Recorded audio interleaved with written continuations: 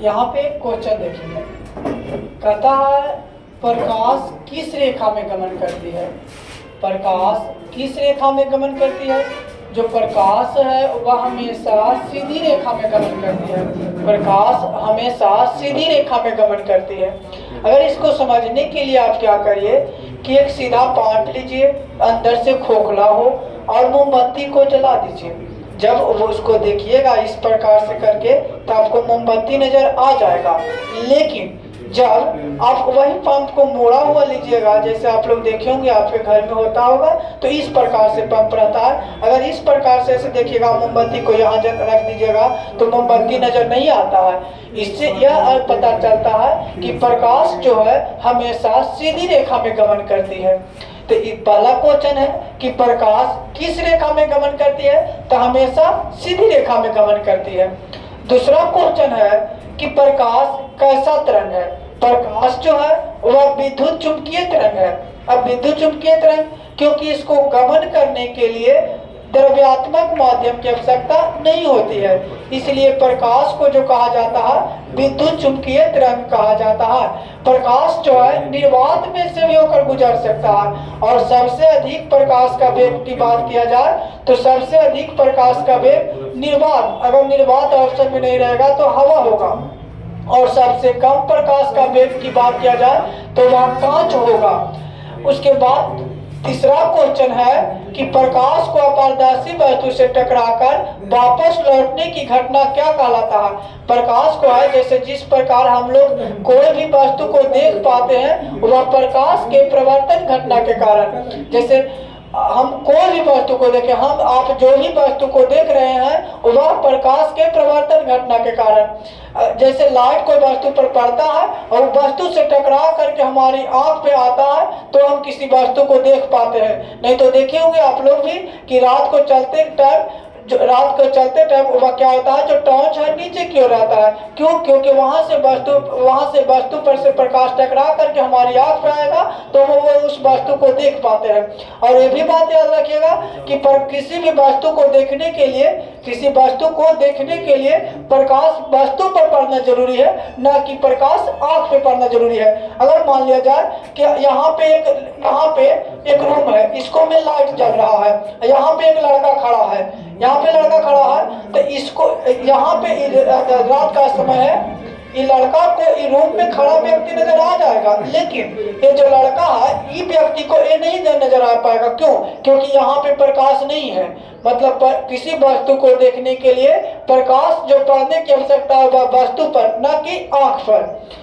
तो यहाँ पे याद रखना है कि प्रकाश को अपारदर्शी वस्तु वैसा वस्तु जिससे होकर के प्रकाश इस पार से उस पार नहीं हो सकता है, उसे हम अपारदर्शी वस्तु कहते हैं। वैसा वस्तु जिससे होकर के प्रकाश इस पार से उस पार नहीं हो सकता है, उसे हम अपारदर्शी वस्तु कहते हैं। जैसे ईंट, पत्थर, टेबुल, ये सब है जिससे प्रकाश इस पार से उस पार नहीं हो पाता है। अब प्रकाश को अपारदर्शी वस्तु से टकराकर वापस लौटने की घटना जो कहलाता है वह कहलाता है प्रकाश का प्रवर्तन। चौथा क्वेश्चन जो हमारा है कि प्रकाश के प्रवर्तन के कितने नियम हैं। प्रकाश के प्रवर्तन के कितने नियम हैं? प्रकाश के प्रवर्तन के जो नियम है वह कितने हैं? 2 नियम है। प्रकाश के प्रवर्तन के 2 नियम है। बहुत बार एक क्वेश्चन ऑब्जेक्टिव में पूछा गया है। उसके बाद कहते हैं कि प्रकाश के प्रवर्तन के 2 नियम है। पहला नियम जो है आपतित किरण, परावर्तित किरण तथा आपतन बिंदु पर डाला गया लंब तीनों एक ही तल में होता है। आपतित किरण, परावर्तित किरण तथा आपतन बिंदु पर डाला गया लंब तीनों एक ही तल में होता है। और दूसरा नियम है आपतन कोण बराबर प्रवर्तन कोण। आपतन कोण बराबर प्रवर्तन कोण, कह सकते हैं कोण I बराबर कोण R। याद रखिएगा कि प्रकाश के प्रवर्तन के नियम से जो होता है वह आपतन कोण बराबर प्रवर्तन कोण होता है। आपतन कोण बराबर प्रवर्तन कोण। यहाँ पे प्रकाश के प्रवर्तन का किरण आरेख देखेंगे। प्रकाश के प्रवर्तन का किरण आरेख देखिए, ये जो प्रकाश है, जो यहाँ से मान लिया जाए प्रकाश आया और यहाँ पे पड़ा और यहाँ से पढ़ करके इधर की ओर टकरा करके वापस लौट दिया, तो इसको जो हम लोग बोलते हैं नियमित परिवर्तन बोलते हैं।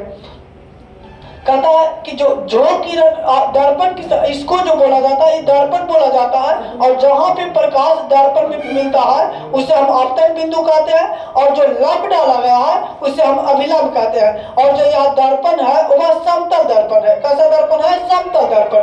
तो कहता आपतित किरण की अगर परिभाषा पूछा जाए तो आपतित किरण कहेगा वह किरण जो दर्पण के सतह से आकर के मिलती है उसे हम कौन किरण कहेंगे? आपतित किरण। वह किरण जो दर्पण के सतह से आकर के मिलती है उसे कौन किरण कहेंगे? आपतित किरण। और वह किरण जो दर्पण के सतह से टकराकर वापस लौट जाती है उसे हम कौन किरण कहेंगे? प्रवर्तित किरण। वह किरण जो दर्पण के सतह से टकरा के वापस लौट जाती है उसे कौन किरण कहेंगे? प्रवर्तित किरण। तीसरा आपतन बिंदु। वह कहता वह बिंदु जहां पे दर्पण के सतह पर आपतित किरण आकर के मिलती है, वह बिंदु जहां पे दर्पण के सतह पर आपतित किरण आकर के मिलती है उसे हम कौन किरण कहें? आप उस बिंदु को कौन बिंदु? आपतन बिंदु। यहाँ और जो आपतन बिंदु पर जो लंब डाला जाता है उसे हम लोग क्या कहते हैं? अभिलंब कहते हैं। आपतन बिंदु पर जो लंब डाला जाता है उसे क्या कहते हैं? अभिलंब कहते हैं। अब यहाँ पे देखिएगा आपतित किरण और अभिलंब के बीच में, आपतित किरण और अभिलंब के बीच में एक कोण बना है, उस कोण का नाम है आपतन कोण। इसे सूचित जो किया जाता है, इसे सूचित किया जाता है आपतित किरण एवं अभिलंब के बीच, आपतित किरण एवं अभिलंब के बीच जो कोण बनता है उसे कौन कौन कहते हैं? आपतन कोण। और अभिलंब एवं प्रवर्तित किरण के बीच, अभिलंब एवं प्रवर्तित किरण के बीच जो कोण बनता है उसे कौन कौन कहते हैं? प्रवर्तन कोण। अभिलंब एवं प्रवर्तित किरण के बीच जो कोण बनता है उसे कौन कौन कहते हैं? प्रवर्तित कोण। यहाँ पे कह सकते हैं कि आपतित किरण, प्रवर्तित किरण तथा आपतन बिंदु पर डाला गया लंब तीनों एक ही तल में होता है। ये प्रकाश के प्रवर्तन का पहला नियम है। और दूसरा है आपतन कोण जो होता है प्रवर्तन कोण के हमेशा बराबर होता है। अगर मान लिया जाए कि आपतन कोण 30 डिग्री है तो प्रवर्तन कोण भी कितना हो जाएगा? 30 डिग्री हो जाएगा। क्यों? क्योंकि आपतन कोण और प्रवर्तन कोण आपस में बराबर होता है। क्या चीज से? प्रकाश के प्रवर्तन के नियम से। प्रकाश के प्रवर्तन के कितने नियम है? 2 नियम है।